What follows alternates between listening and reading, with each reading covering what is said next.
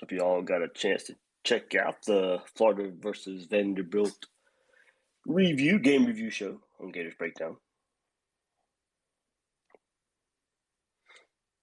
But here we are, chance for you to get in, give me your thoughts. We put a bow on Florida Vanderbilt. Maybe look ahead a little bit to Florida LSU.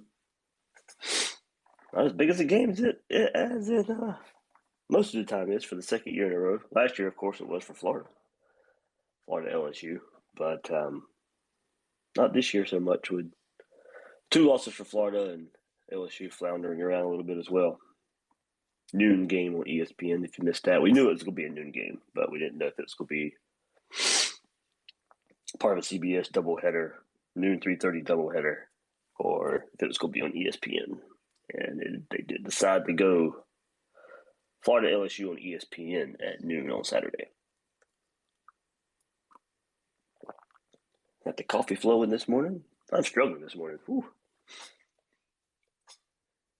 This noon games kick my butt going to Gainesville so early. Don't get to sleep in on Saturdays.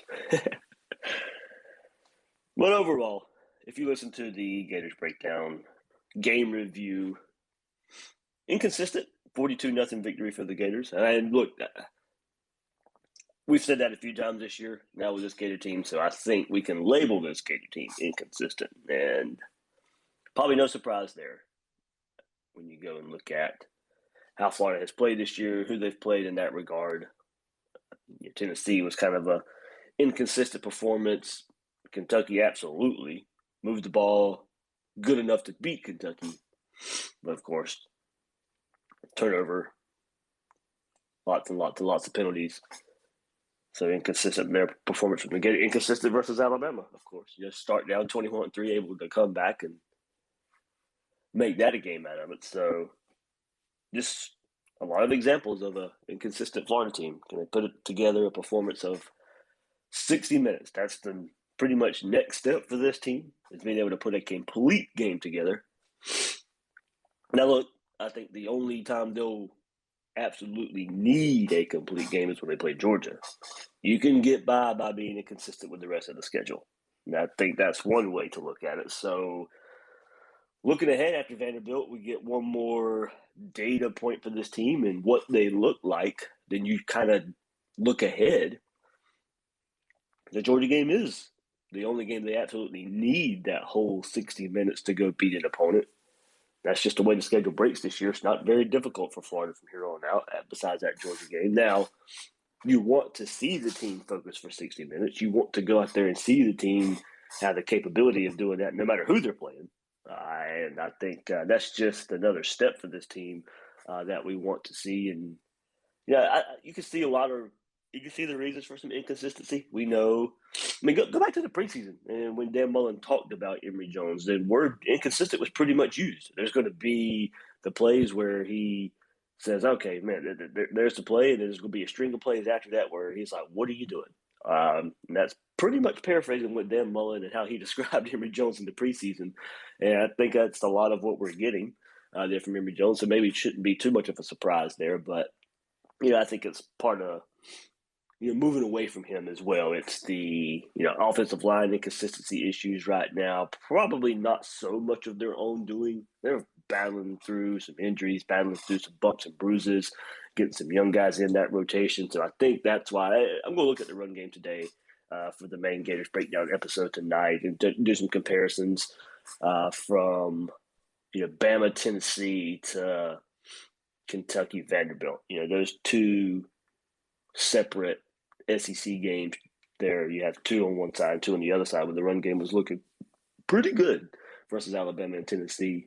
And then now some inconsistent performances from the run game versus Kentucky and Vanderbilt. So do a comparison there, just kind of look at some numbers at the difference there. And I do think the major part of that is the offensive line just being banged up, rotating so many pieces in.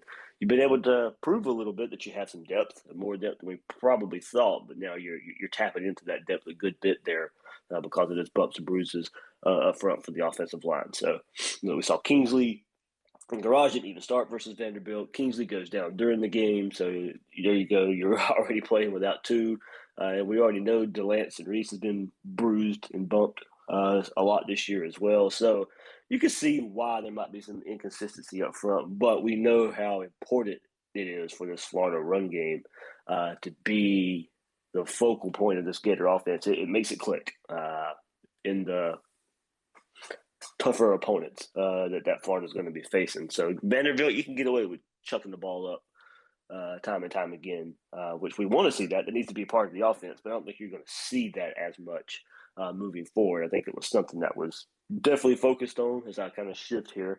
Definitely focused on, definitely emphasizing during the week. I don't really care what Mullen says about what coverage the defense is played in. After what we saw versus Kentucky, after what we saw versus Vanderbilt, it was a focus. It was an emphasis. It's not so much what coverage Vanderbilt or Kentucky was giving the offense. They worked on it, and it was clear they worked on it, and it's clear they wanted to work on it in a game this week versus Vanderbilt. So good to see. That's probably the biggest takeaway, of course, versus Vanderbilt, being able just to pull the trigger on those deep balls and put it out there on tape. At least it's out there. Teams will have to prepare for it. Teams hopefully would now not. I think your better teams will. They'll force Emory Jones to make that decision because they know Florida probably just wanted to work on that versus Vanderbilt as well.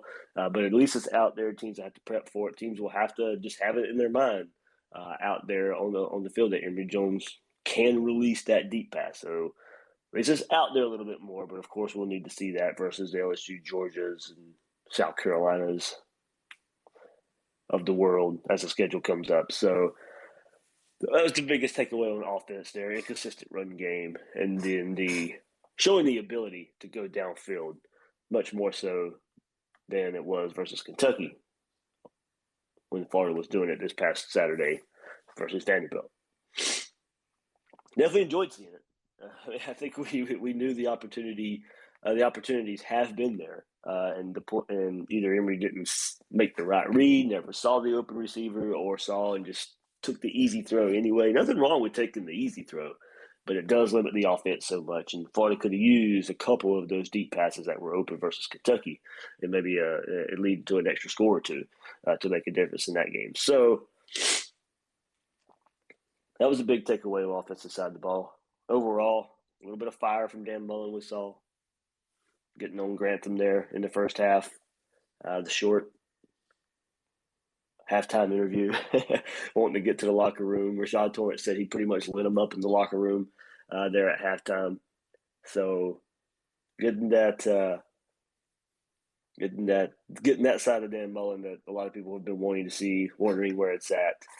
And hopefully we continue to see a little bit of that as well. But guys, if you want to get in here, go right ahead.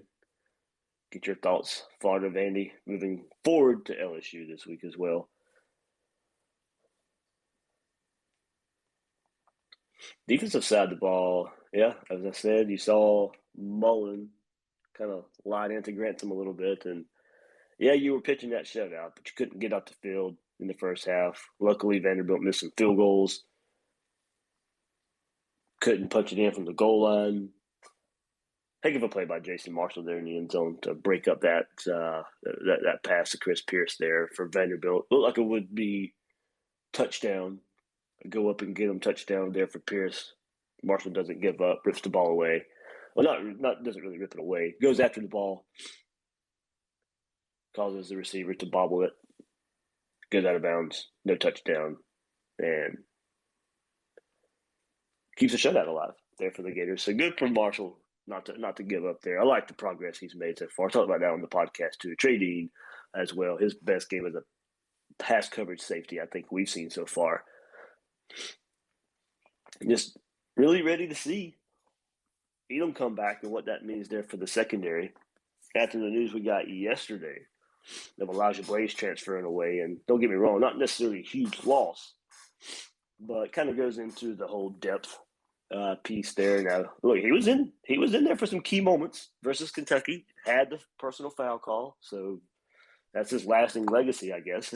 There is that personal foul call versus Kentucky, but it does let you know that he was there in some key moments, so not totally overlooked and needed to be in there because of Kyrie being injured, not playing versus Kentucky, and Florida needing some depth pieces there at the quarterback position.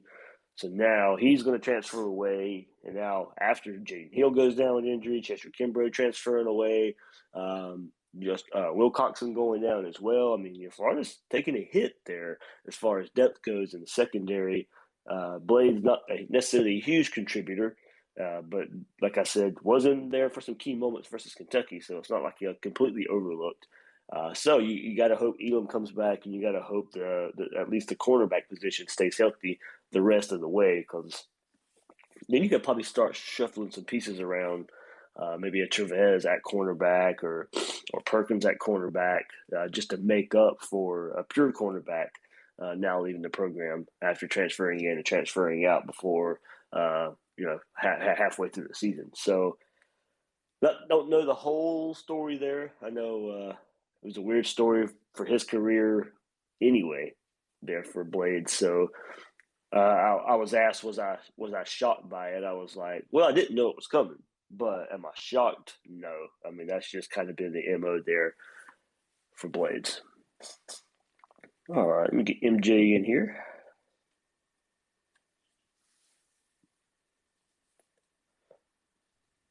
What's up, MJ? Hey, man. Sorry I couldn't make it past your tailgate. We had kind of a late Friday hitting Midtown to try to reminisce some of the old days. So my apologies. All good. So I guess my question would be, since like kind of AR proved he was kind of human this game, what are your expectations, I guess, rest of the way for Emory and AR going forward? I still think there's a role for both of them. I still think you need to see AR out there getting the reps. That's pretty much what it is. Like I said, Dan Mullen's not lying when he says there's just parts of the game that AR has to get better at, and it's mostly the playbook and the reps. Now, I think we would like to see.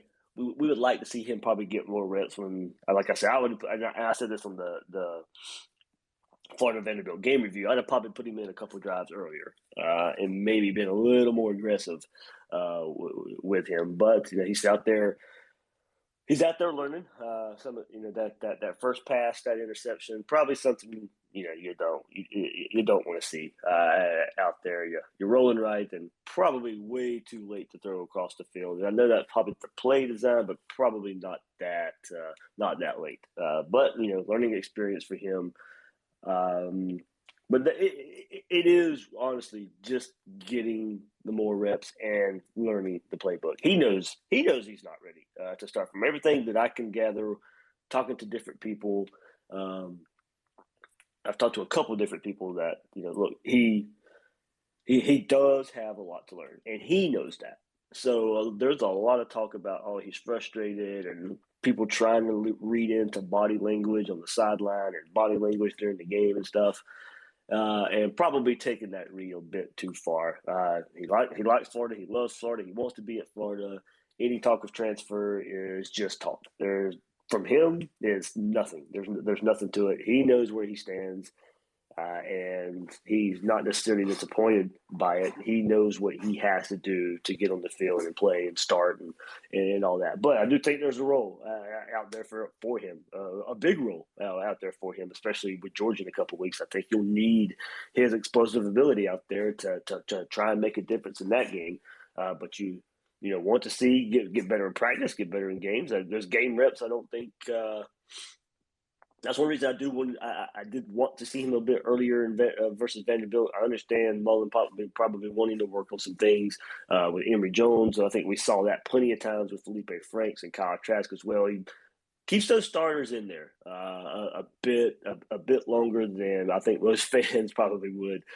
You go back to when Trask first came in for Felipe Franks when Franks got injured, and Trask was playing well late into games, and I think it was just, hey, we need to work on this, and this in this type of situation. And we're seeing the same thing with Emory Jones this past week versus Vanderbilt.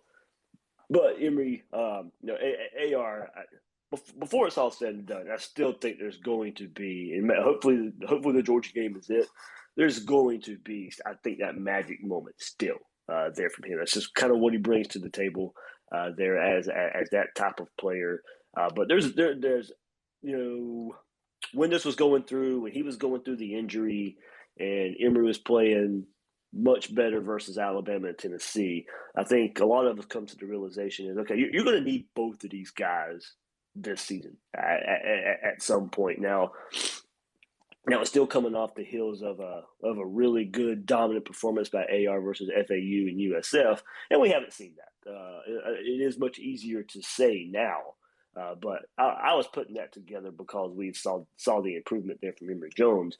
But I do think now you can also put it together because of what we have seen from Richardson the last couple of weeks of, now competition ramps up and those big plays are no longer there. But positive plays, I think, are still happening, especially against Kentucky last week. There were some definitely some more positive plays in that regard when Richardson was on the field compared to Vanderbilt this past week. And some of it are plays around him. I don't think he had a lot of time to throw when he dropped back to throw this week.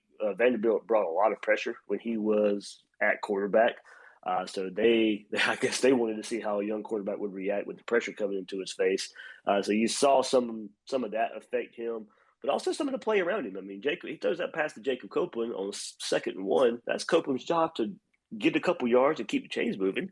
AR would have been out there a lot more. Chain reaction to setting up a 3rd and 2, then a penalty, and then it's 3rd and 7. Florida doesn't convert. So that drive should have been longer for AR if the guys around him do their job.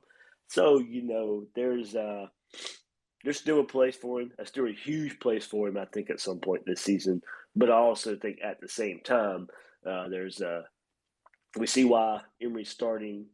There is, and I know a lot of people don't care right now if Emory even is a little better than AR. They want to go ahead and prepare for the future. Coaches don't think that way. They're going to go out there and try and win every game they can this season, and that's what you're going to get from Dan Mullen. So, there's the season's over. Let's just throw it away and start the quarterback that may start next year. Coaches don't think that way. So Emory's going to start, and I hope AR has a lot of packages coming up in a lot of these games. But I think we see why AR or Emory starts the games, and you see the sprinkling in of AR. Cool. All right. Thanks, Dave. Thanks, man. All right. Go ahead and hop in. Good bit of you listening. But if you want to get in here, your thoughts about Bama going down. That's pretty unexpected there. They looked somewhat like a normal football team on the road this year in the swamp, and then Texas A&M as well. Of course, that leads to something we don't want to see, that number 1 beside a Georgia logo. Georgia's Union number 1. Rightfully so. Look like the best team in the country right now. No question about that. Actually, some questions about Georgia. Yeah. What did you see about their offense? I know sometimes I was always like their better parts of the running game, but it seems like their passing game is really catching fire. So anything to look out for there? With their run game looking much better than it did last year with Stetson. Stetson's still getting the majority, especially the last couple of weeks in these big games versus Arkansas and Auburn. It is Stetson Bennett leading the charge for the Bulldog offense. The run game is better than it was last year, and that's only going to help him. Some of those deep balls.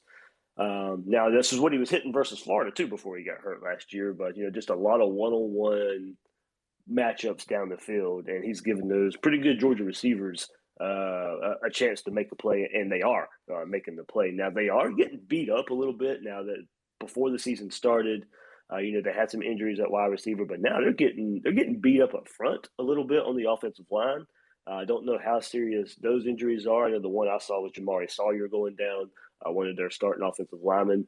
I was talking to my Georgia friends. I think they said that was either the second injury in that game up front, or they had one right before the game during practice or something like that. But I know they're missing 2 of their starters on the offensive line after Sawyer went down versus Auburn. So it's probably something to look out for right there. I mean, I think Florida, as far as talent goes and coaching ability goes, might be the only team that could probably take advantage of it from here on out.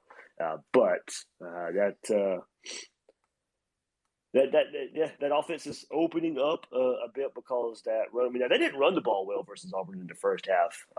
They came out with an emphasis in the second half versus Auburn and ran the ball all the way down the field for, I think, their first touchdown of the second half.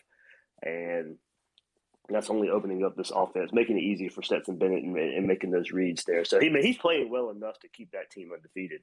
I don't think he'll be good enough to when they get to an SEC championship game versus Alabama or a playoff. I don't think Stetson Bennett's good enough to take him that, but he might be good enough to keep him undefeated in the regular season just because we'll see what happens with Florida. I think Florida's the only test for him in that regard. When you start looking at their schedule and who can upset them along the way. But I think Bennett's the way they're playing and the way they're running the ball right now is clearly good enough to probably keep them undefeated in the regular season. But I'm still not sold on him and the ceiling of him to be able to take Georgia to an SEC championship game and a national championship.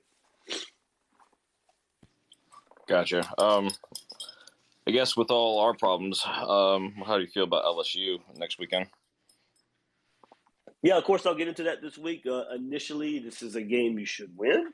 But I honestly feel a lot like it did last year. Now, of course, Florida's not as highly regarded as we thought last year, but LSU might even be lower than they were last year coming into the game as far as mentally where the team is at. Last year, I know they were dealing with a whole lot of injuries, a lot of holdouts. They saved their season. Max Johnson comes in, of course, in Gainesville and lights up the Gator defense, and Florida storms back, and everything happens at the end of the game.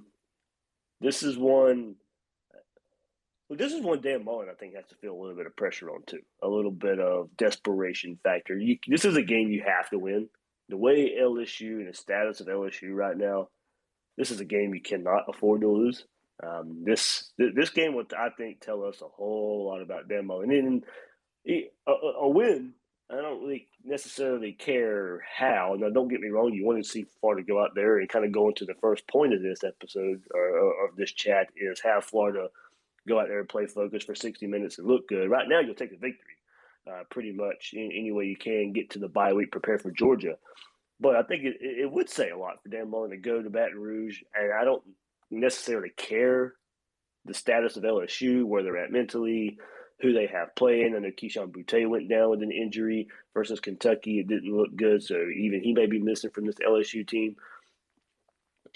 I just think for Dan Mullen to go into that road game environment, it's not going to be as hostile, not going to be as raucous as it can be. But I just think given everything around the Florida program, going to Baton Rouge, no matter what the circumstances are, and putting up a good performance can really go a long way, really say a whole lot about the focus of this team, where they're at, getting them up for a game like this, and going and taking care of business. Now, close win you'll be happy with, but you probably won't feel much different than how you feel right now. Now, you'll feel much worse if that's a loss, of course. So that's why I do think it's an important game for Dan Mullen, just to kind of keep some goodwill with the fan base, because this is the game you should win. A lot of people won't be happy, won't necessarily excuse it, but maybe understand why you're not ready to beat Georgia this year. But then you better go on and finish out the rest of the year too. So this is step one. I think you knew what was going to happen more than likely versus Vanderbilt. That game didn't mean a whole lot. A lot of people still are kind of hungover from the Kentucky loss, and this will be the first test to kind of maybe build some goodwill back up for Dan Mullen after it has fallen a good bit after that Kentucky game. Cool. Thanks, MJ.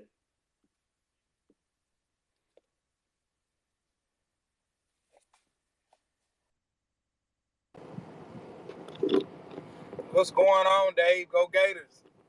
Go Gators. Will, how you doing, man?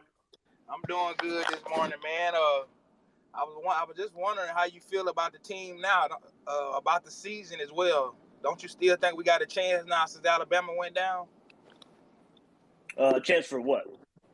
The chance to still go to the SEC championship. Because if Alabama can lose, Georgia can lose, bro. They can. Like I said, I'm not gonna lie. I thought this past weekend was going to be big for any chance for Florida. I think Auburn would have probably needed to beat Georgia. I think Kentucky would have probably needed to lose versus LSU. Yeah. Now your only chance pretty much now is a 3-way tie with 2 losses for everybody. 2 losses for Kentucky and 2 losses for Georgia, along with the 2 losses for Florida. That's pretty much the only. I don't see Kentucky losing 3 games now to take them out of the race. So it's going to have to more than likely be a 3-way tie with 2 losses. 2 losses for Georgia would have to be Florida, and I don't know the rest of their schedule. They've already played Arkansas. They've already played maybe Kentucky, but Kentucky's not going to lose 2 more games if they beat Georgia. So that's where. Right. Yes, I had to pull up the Georgia schedule. So they have to have, let me see. I got a quick thing here. So after they play Kentucky this week, but you pretty much need Georgia to beat Kentucky. Georgia has Florida, Missouri. Okay, Tennessee, maybe just because of their offense. That's the only team you probably are going to point to right now. Right. And then Kentucky has Mississippi State and Tennessee as well. So put it this way, we're going to have to be Vols fans in the month of November. Hey, the way they rolling, Dave, is possible, man. For any chance of Florida to get to Atlanta, we're going to need to be Tennessee fans from here on out in the month of November. So there's your scenario. If you let it play out, Georgia's going to have to lose to Florida and Tennessee, and Kentucky would need to lose to Georgia and Tennessee. That's your most likely scenario there. But here's the thing: if that happens, Tennessee only has what? 1 SEC loss, and that's Florida. They'll probably get their second one versus Ole Miss this week, so that'll give. But they only have 1 conference loss, so I mean, getting crazy in your scenario, there's a 4-way tie with 2 losses for Tennessee, Kentucky, Georgia, and Florida. There you go. Oh my goodness! Trying to figure that one out, but that's your. I honestly think the way Tennessee rolled today, because it's like we gave them some confidence after they came that close with us. Like them jokers is rolling now, man. I mean, Florida held them to 14 points. I mean, you go and look at it. That's a pretty good feat. They had their chances. You go back and look at that game. There's some plays they probably could have taken advantage of to put more points on Florida, but after seeing what their offense has done since then, you hold them to 14 points no matter how, and you'll take that right now. They have definitely been on fire on offense, but you're going to have to be. That's going to be an exciting game this week. You got Tennessee and Ole Miss playing against each other. That should be a fun game to watch. But then, Tennessee maybe they can ruin some seasons coming up with that offense. There, but you're gonna, more than likely, gonna have to be some Tennessee fans coming up in the month of November. Okay, then. And I had one more question, Dave. So what's going on with Blaze? Like, why is he leaving the team now? Like, I don't really know the why. As I said, that one snuck up on me as well, especially after playing versus Kentucky in some key moments of that game. So that was just a week ago. And he had that personal foul, and maybe some accountability issues were there. Maybe Florida was, maybe there was some sort of punishment there. And I'm not saying, overbearing punishment. Maybe had to earn the trust back of the staff a little bit to go out there and play some. Didn't dress out versus Vanderbilt. So it makes you think something happened in between the Kentucky game and the week of practice leading up to Vanderbilt. Something obviously happened if he wasn't dressed out for the Vanderbilt game. So I really don't know. Your guess on my part of what happened with Blades there. Okay, then. Well, I appreciate it, Dave. That's all I had for you. Go Gators, man. All right, well, go Gators, man. Yes, sir.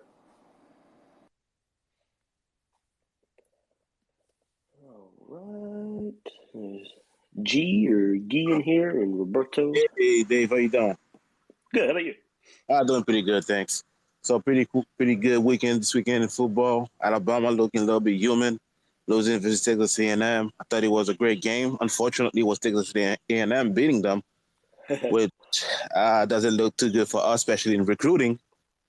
and that it was a nice ambience over there. I'm not sure it was as loud as the swamp, but it looked pretty electric over there. So, and they had a lot of big time recruits too, which doesn't feel us too good for us.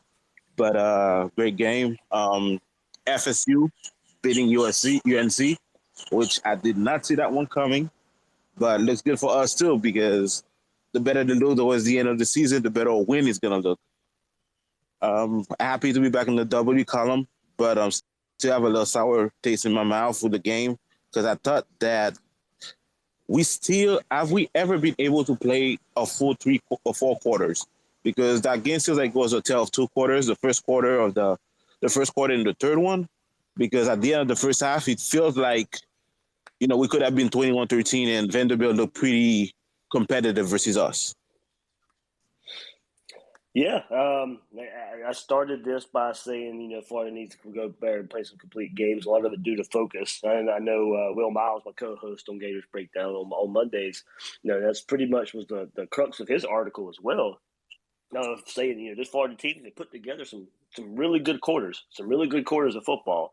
Not 4 quarters of football, just some good quarters of football in games. And that is the next step you want to see from this team. If they're going to continue to get better, continue to take steps, continue to come together as a team, that is honestly the next natural step of progression for this team. Now, I don't know if they can ever get there. This may just be an inconsistent team for the rest of the season. And I still think that's good enough to get you 9-3. You're not going to be inconsistent to beat Georgia. And that's just it. If you're ever going to put together a 4-quarter game, that's going to have to come in a few weeks in the game in Jacksonville.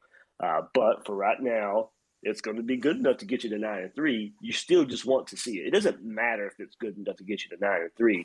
As I've said the whole time, you want to feel really good about 2022 going into by the end of the season. You want to feel good about going into 2022. And if we still get these inconsistent, clucky performances, there'll be some good you can point to, but you'll still have in the back of your head, where is this team headed if they look like that, even at 9-3. So don't get me wrong. I mean, inconsistent performances can lose you another game as well. I think we have found out, Kentucky is a pretty good team. Still a team you should have won. Still a team you should have beat. Still a game you should have won. But you saw what an inconsistent performance can bring you. And I'm not sure Missouri, South Carolina, Florida State, I'm not sure an inconsistent performance is enough for them to come out with a victory over Florida, but you don't want to find out. So that is the next step for this team. You just want to see them come together, get better, because the inconsistent, especially when you play teams like South Carolina, Missouri, that's just kind of been an MO of a Dan Mullen team. And that's kind of been the theme of this whole season, no matter who you're playing. But just to kind of get over that and get some better feeling around the trajectory of this program, doesn't matter who Florida's playing. You want to see that consistency. You want to go out there and see a 4-quarter game. Hey, Dave. Good morning. What's up, man? Hey, the state fair is up here in Perry, man. So you need to bring the fam so you can come to the fair. Hey, I just wanted to hop in right quick. I got to go into surgery in a few minutes, go help on this brain mass we got to do. But I just want to make like 2 or 3 comments right quick. I didn't watch the game Saturday because I was expecting for Florida to do what they supposed to do. So I didn't even bother with watching it. To hit on dude who spoke right before, I can't remember who it was, but he was talking about, the shot with Alabama losing. Folks need to realize Alabama's on the west side.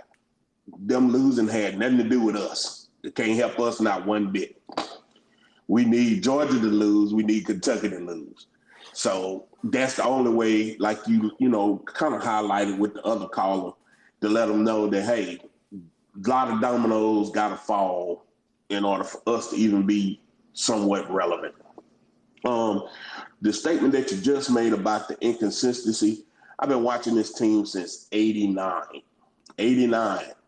They have always been a second half freaking team. They start off slow, catch on after halftime. You're right. We all need to see them do what they did in 2008. Stay consistent for 4 quarters. Come out firing. Key, the killer instinct.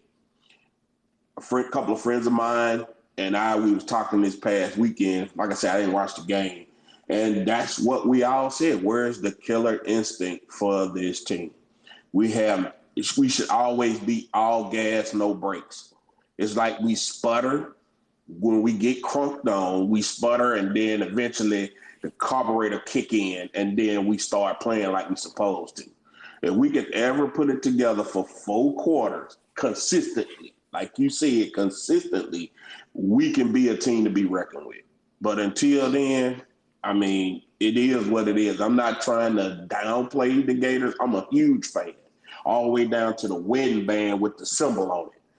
I just want better for the team. I want them to play up to the standard that all of us know that they can do, and stop lollygagging and acting like pussyfoots. I'm just being honest. It's just me.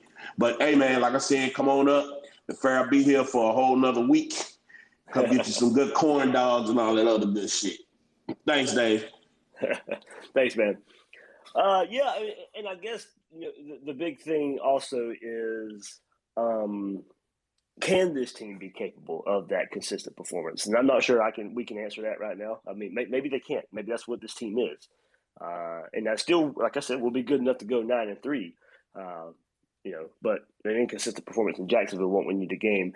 Yeah, and I think that's part of why the Vanderbilt game was a little more aggravating than it should have been, because right away you did see it. Florida gets up 14-0. You force 3 and outs on defense to, I think, 2 out of the first 3 drives. Okay, you saw what you needed to see, but that level of play didn't stay there. So you'd like to say, okay, well, it's a lack of focus. Okay, that might be true, and it probably is true, but why can't you keep up that level of focus throughout a game? So don't get me wrong, I know it's tough, noon Vanderbilt, but that's right now, coming off that Kentucky game, it shouldn't have mattered who you were playing. You wanted to see a team come out there and be focused, fiery for at least, for the first 3 quarters till the game gets out of hand. And if you lose focus, okay, I can understand that. But you saw it initially. You almost in the very beginning of the game, you saw what you pretty much wanted to see from both sides of the ball. Just didn't keep it up. All right. Got a couple more in here. And Eddie points out, Tennessee, of course, still has Alabama and Ole Miss there. So there's a possible 3 conference losses there for Tennessee to knock them out of it. Hey, Dave. Hey, man. I got another question. So the film that I have going into the LSU game is the same one that I had going into the Kentucky game. Since this game, it's a win.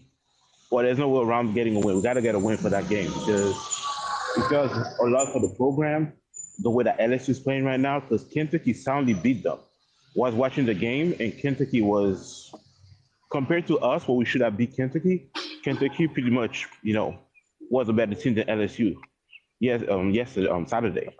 So my feeling is that we have to go into that game. Not only do we have to win, but I think we still have to play really good, because we have to show that the program is taking that next step this year. Or if not, then that's going to be a step back. What do you think about that? Yeah, I actually spoke on that earlier. I think this is a game Dan Mullen has to win, and for most of the fan base, a win where he has to look pretty good in. Just getting by versus LSU won't be good enough for a lot of the fan base. And just because, it's not your typical LSU atmosphere, not your typical LSU team. You just saw, if you want to use transitive property, you can. I don't necessarily do it too much, but you had a knockdown, drag out game with Kentucky, and Kentucky just beat the brakes off of LSU. So a lot of people are gonna be like, well, Kentucky can do it, Florida should be able to do it. Now, granted, like I said, little bit of a different circumstance. You are on the road at LSU, and we got to see where this team is at in that regard. Your first big raucous environment versus Kentucky a couple weeks ago, you weren't prepared, you weren't ready for it. And now you've got to see this Gator team come out prepared, come out ready for a road environment, and play good in that type of environment. If LSU fans decide they want to get into it, even at a noon game, that atmosphere can be very similar to a Kentucky with 65,000 compared to the, I think, 95,000 at LSU. So if Kentucky fans or LSU fans decide they want to get into it, they can make it difficult for this Florida offense. So, I mean, that's will be one side of progression is how this offensive line and quarterback communicate with their cadence, their clap. You have to be prepared for that type of environment, but also just overall as a team, you should go out there and you should put it on LSU. This is the game you should control, and this is the game that can go. You kind of going to your point there. If Dan Mullen wants to build back up some goodwill in the fan base, a good looking performance is needed versus LSU. In talking about that good looking performance, what about I was expecting this year to have a little bit more of the tight end play because I thought Gamble and Kipper will be more involved into the game and more split backs. So we haven't seen that much of that so far this season. No, we haven't. We did it with the number of backs Florida had. They expected to see some 2-back sets and tight ends ever since the Bama game. Have not it was not necessarily been huge contributors in the passing game. So maybe that's something that's unleashed this week versus LSU or Georgia coming up in a couple of weeks. But I did think to make the job easier for the quarterback, I did think you'd see the tight ends involved a little bit more. So maybe we see that coming up as the competition ramps up with LSU and Georgia. One last question, which is a little bit outside of the box. So we were in recruiting for Matt Corral. I don't know if you remember that. And Marlin decided to pretty much let him go for Emory. So we would say that he dropped the ball by doing so, seeing how he's been playing the past couple of seasons. And that was it. Thank you very much, and go Gators. That's I don't know. That's tough to say. I mean, yeah, hindsight says, okay, yeah, Matt Corral would have been the better decision. You definitely know after seeing what Mullen has done with quarterbacks, he could be doing similar things with Matt Corral as well. What we saw similar with Kyle Trask in some ways last year. I mean, I don't blame Mullen for taking Emory Jones over Matt Corral. I just hindsight says, yeah, it's pretty maybe a bad decision there. But at the time, I don't think anybody. And now, look, that's his job to identify and get the right quarterback and play the right quarterback. Of course, that is his job. But I do think that scenario is probably a little easier to sit here and say, yeah, okay, you should have stuck with him more so than Emory Jones. Now, I'm not even sure. Honestly, would it really have played out the same way, though? I mean, say everything is the same. Well, okay, a lot of the experience Matt Corral got at Ole Miss the last couple of years, he wouldn't have got at Florida. He'd be starting just in the same similar role as Emory Jones with. This would be his first year starting. This would be the year he'd be making the mistakes and growing because he's not playing over Felipe Franks in 2018. He's not playing over Kyle Trask in 2019. So if the scenario played out the exact same way, and this is his first 6 games starting, it may look very similar to what we're seeing from Emory Jones right now. So I think things would have had to play out completely different. He would have had to get some more experience in 18 and 19 and 20 leading up to this point. But if he is just now getting his first starts, just like Emory Jones is right now, I'm not so sure the results look all that different because you go into his first season, and I know it's a different coaching staff. Matt Luke was there at the time with Ole Miss, but you had no inclination Matt Corral was going to look like this in 2020 and 2021. So you see where now look, he was learning as a younger player. Emory Jones was learning on the job as a fourth-year player, and some people probably expect him to be a little further along. But I still think it would be hard to say, all right, well, the Matt Corral we see right now, if he had sat behind Felipe Franks and Kyle Trask the last couple of years like Emory Jones, that it would be the same Matt Corral we would see in 2021. So I can't make that leap if everything had played out the same way for Emory Jones and Matt Corral right now. All right, who else is in here? Let's get you in here, and then I will call it. Hey, Dave. How's it going? Hey, man. Good. How about you, man? Hey, doing all right. Fetty here.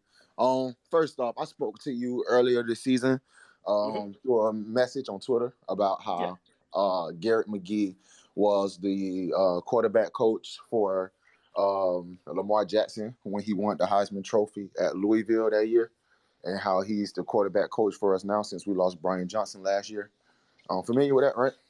Yep. All right. And I was making the point of Emory Jones gonna have a Heisman year. Obviously, it's too late for that.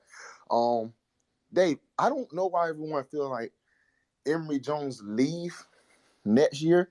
I really have a feeling like everyone need to get comfortable and ready for Emory Jones just to be here for another year. And I think that AR-15 accepted that role before he came to sit back and learn. Behind Emory Jones, we got to remember Dan Mullen is a very secretive person, and he's a very unique coach. Second to Steve Spurrier, I say. Urban Meyer was pretty much, you see what you get. What you get is what you see. Dan Mullen more secretive. He have more reasons of why he do things. I think Kentucky, he went in there with a 30% of a playbook and just said, yo, we're going to run it down their throat so we don't expose no more things since we exposed a lot early to Alabama. And we lost during that. I think he thought we were just going to go in there and steamroll over them. He knows it's going to be a close game, I believe, but not that close. And I think he just thought that, the better team will win that game. First of all, what is your thoughts on that? So I don't just keep going on in the rolling on sentence. Yeah, the whole Garrett McGee thing. For that, I do think, and maybe not so much as a shot at him. I do know Emory and Brian Johnson were really close. Emory was, really close to Brian Johnson. Love what he brought to the table Yes, he was. as a quarterback coach. The relationship there was really good, really close between those two. And I think they'd take a hit a little bit when he left and Garrett McGee comes in. Maybe not the same type of relationship, the closeness, the bond that Emory and Brian Johnson had. So maybe that can get built up. Because he had been around Brian Johnson his whole career for 3 seasons, 18, 19, and 20. And maybe it does take a little bit of time to build that same type of rapport between quarterback coach and quarterback. So that probably, hopefully, comes around with the more that they're around each other. Going into, what the future holds for Emory and AR, I don't know. That as it looks right now, I know a lot of people you probably can say, all right, well, there was some talk out there, and I still thought this was kind of ridiculous, and this not necessarily taking a shot at Emory Jones, but you had Pro Football Focus and a whole lot of other publications out there saying Emory Jones was a first-round quarterback without even seeing him play starter snaps. And okay, good, good that there's some recognition out there, but I'm not so sure Gator fans were ready to. No, I'm not even sure even Gator fans were ready to take that leap, take that jump, and saying Emory Jones is a first-round quarterback. So, and that would have meant one and done for Emory Jones. And don't get me wrong, if it had played out that way, that means Florida's looking better right now. If Emory Jones is playing like a first-round quarterback, you'll take that because that means Florida's playing really, really good football, and around him.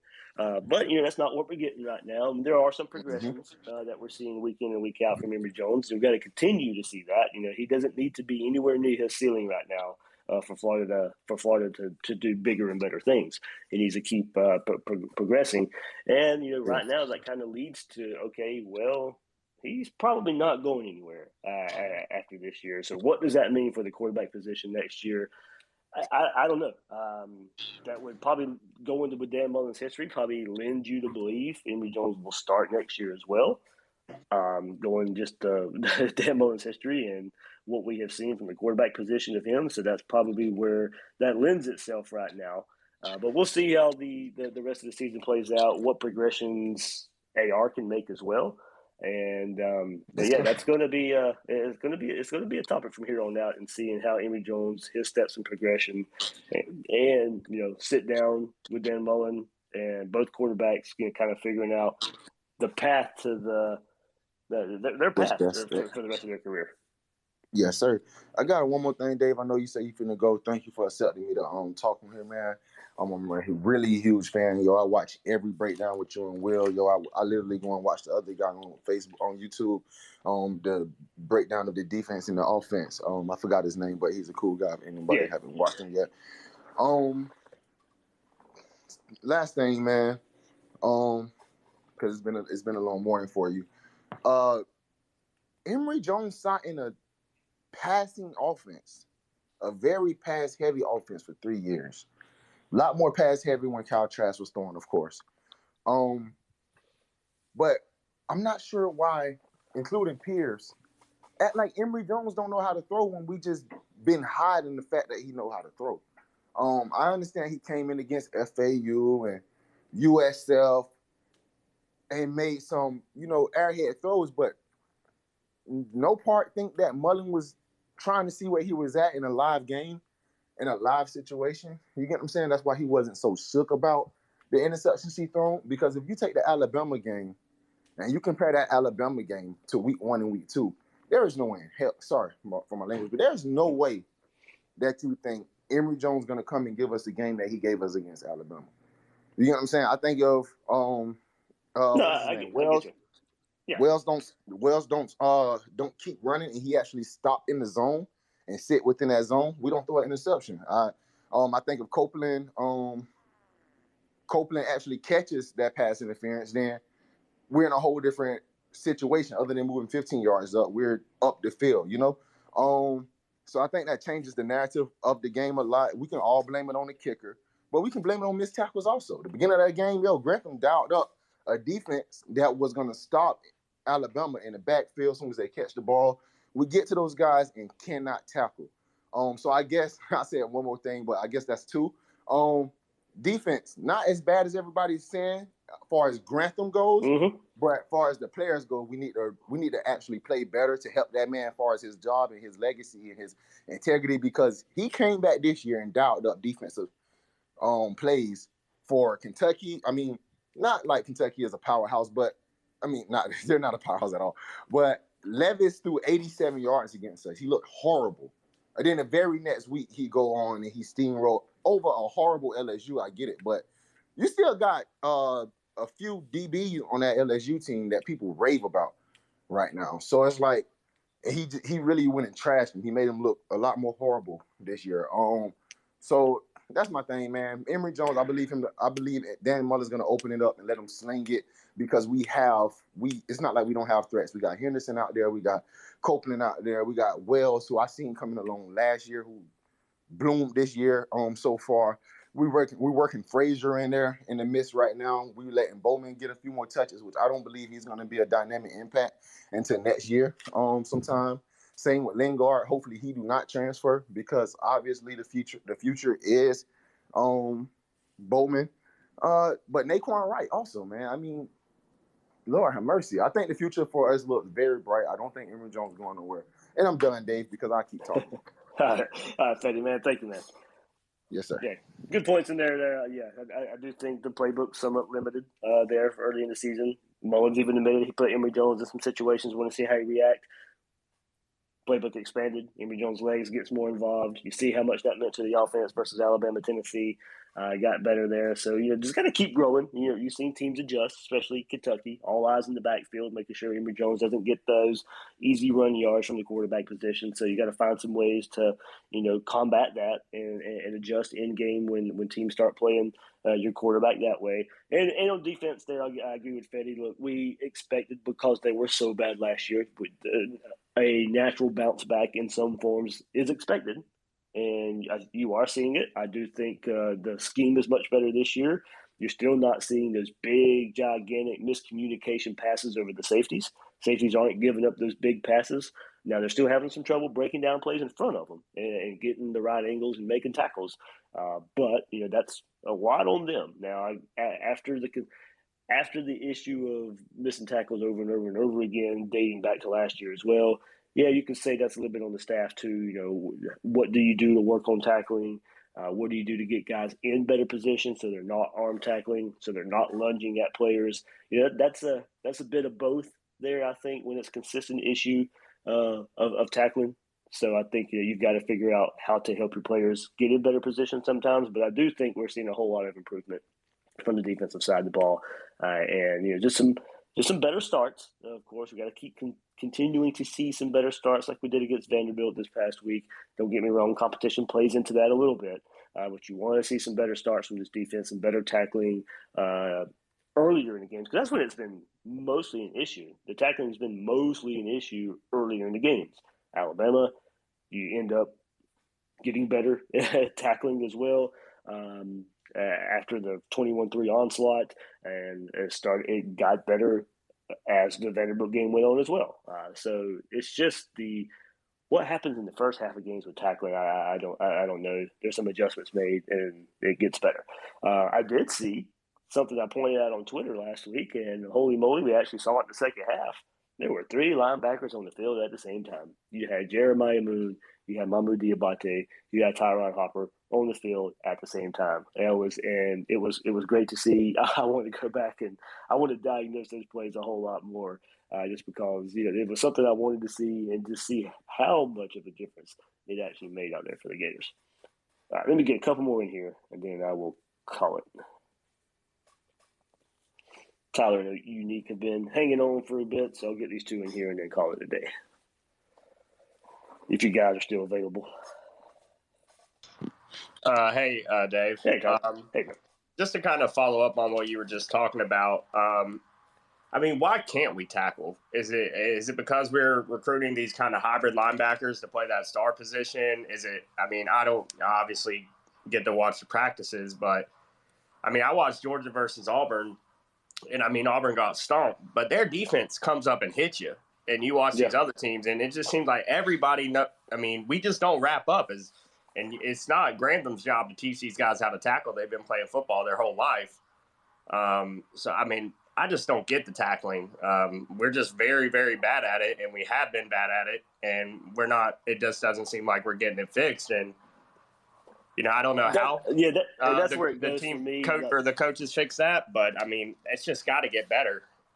Yeah, that's where it goes for me, because, like you said, it's a continued issue, so it has to be something they're doing in practice. And look, like I said, it is still on the players somewhat as well, but it's on the coaching staff as well to at least diagnose and identify why it is a problem and how to fix it. Because it can't be issues from. This has been an issue pretty much since Grantham has come in as defensive coordinator. So there has to be something there on the coaching side as well. Don't get me wrong. I do agree with you. I do think of tackling when it's not going well. I still point to the player first, but it is up to the coaches to identify and diagnose why it is a continued problem and help try to fix it. But like I said, you do see it get better. It mostly is the beginning of games where it is an issue. So what happens? Why is there such a difference in the first quarter and a half, and then the team settles down? I don't know. That's why it's so mystifying of why all of a sudden it also fixes itself. Through now, Kentucky. A couple weeks ago, they had their that big run late, but that was mostly because of where guys pretty much diving at Chris Rodriguez. Yeah, but some of it I think is guys are a little out of position, especially for the safeties, and they're out of position. They're trying to make an arm tackle because they're out of position. They're lunging there. So maybe also it's just really breaking down the play better in front of them and basically squaring up to making a tackle and not having to lunge to make a tackle. I think that's some of it as well. So that's where I think the coaching side maybe comes in a little bit as well, is what can you do better to break down the play to attempt a better tackle, not necessarily lunge, diving at feet, arm tackling. That's part of it and how I see it as well. So I still think it's the reason you see it so bad in a continued issue is I think it takes both player and coach to see that, and ultimately it really is on the coaching staff to diagnose the problem and try and fix it. Yeah, and thank you, Dave. I got one more just comment before I get out of here. I will say I'm glad we got to see the animated Dan Mullen back, the pissed off Dan Mullen back. But what I will say is it kind of stinks that your goals are all but gone, and that's what it took to bring that back. So I guess I would just say I would like to see more consistency out of Mullen too. When it comes to getting the team, whatever he said at halftime clearly worked. And it's frustrating that we don't approach every game every week with that kind of mindset coming from Mullen, and that's top down, I guess, and it trickles down to the team as well. Yep, agree. Yeah, we need to see that from top down. So, all right, Unique, let me get you in here, man. What's up, Dave? Hey, I solely blame you for that one. I'm telling you. The way Mueller acted Saturday, I said, man, that's that Dave question that did that right there. So I say that had to be the thumb. That's what you if I had say? to be the bad guy, if I had to be the bad guy, I guess I'll take that. Yeah, I said it had to be the thumb wrestling question that got him out there like that. But yeah. I've been trying to put a little philosophy together with Dan Mullen, and I'm thinking I'm starting to understand one focus he does have is trying to make sure the promise he tells them in recruiting he's going to get them to the NFL. I think that's kind of what he's pushing, and it just seems like he wants like all his quarterbacks to get there, which 2 of them are already there from Florida. All the wide receivers have basically got in, and it's like the Emory thing. I kind of see that too now, and then there's one thing I'm starting to focus on. Is that, especially in this Vandy game, I seen Rick Wells just get pissed off. It's not that he didn't get it end zone. It's just he knew that it was going to Pierce, and it's like, can we congratulate or not congratulate, but I mean, the players that march all the way down the field, and you heard the guys on the TV said, it's like, oh, they get him all the way down there, and then we just hand it off to Pierce, and then he gets in. It's like, is that a matter of him trying to get Pierce some stats for his NFL? It's just like, because he was doing that the whole way, and I've seen it a lot. And I've seen Rick Wells get pissed off because it's not that he didn't get in. It just felt like he's like, I'm not going to get the touchdown. Yeah, I think with the whole Naquan thing, you probably, because that play went under review, right, to make sure if he had scored or not. And I could see maybe the coaching side of it as, after a long play like that, all right, you might be worn out, you might be tired. We don't want to force it, for the 1 yard carry. But you had a review. He was probably well rested after the review to take that carry for the next touchdown. And he took it away from him. That hurt me. I don't know how the players take it. You hope it's not. I don't think it's that big of an issue between the players. I mean, they put the best on the outside, but you want your touchdown, man. Yeah, you do. That's definitely something, because I remember going back and watching highlights of the game, and it's just like, oh yeah, Wright didn't score on that play. It was a Wright that ended up being a Pierce touchdown. So it was a Pierce, yeah. I don't think it's let's get Pierce stats kind of thing. I do think maybe it was decided since Wright had such a long play, it was all right. Let's you might be worn out. We don't want to fumble on the goal line because you're tired. Anything. I mean, I don't know. This is just me, maybe guessing how Dan Mullen sees it, and the pure coaching aspect of that decision is all right. Long run, you're worn out. Let's put the bowling ball in there and make sure we get the touchdown. Okay, I say even announcers had to say it. They're like, just Pierce is just taking off. It's like, man, can we get somebody else a touchdown, please? I hear you, man. Yep. All right, you good? Is that it, Unique? Yep, okay. I think so. All right, guys, that will do it here for this Twitter Spaces. A little over an hour there, getting your thoughts and insights and questions and reactions, all that good stuff here on the Gators Breakdown Twitter Spaces. Thank you guys so much for coming in, listening, taking part, and we will do it again on Friday of this week. Be sure to catch up with Gators Breakdown. Vanderbilt review up. Will and I here on Monday night. We'll have an LSU preview later this week as well. So everybody, thank you so much for joining in on this Twitter Spaces. We'll see you on the next one.